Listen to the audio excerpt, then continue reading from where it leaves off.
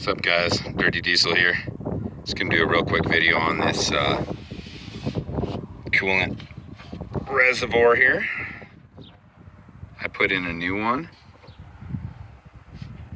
It's real simple. Just a bolt there and a couple bolts there. I think they're 8s. And down there, see that hose clamp?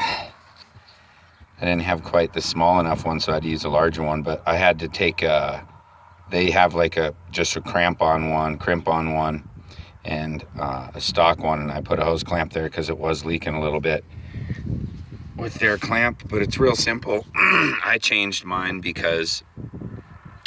simply because it was dirty, and I wanted to, if you know anything about coolant, if your coolant's dirty and it looks like there's oil in it, that means you have a head gasket issue.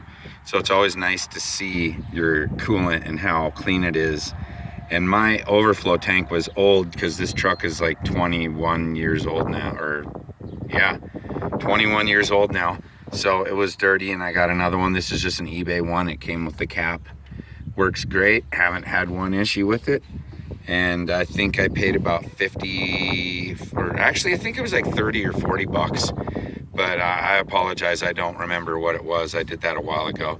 This is just a little video on showing you how easy it is to do. You got to unhook that under bottom line, and you got to unhook this overflow line here, and don't fill it past max, obviously, guys.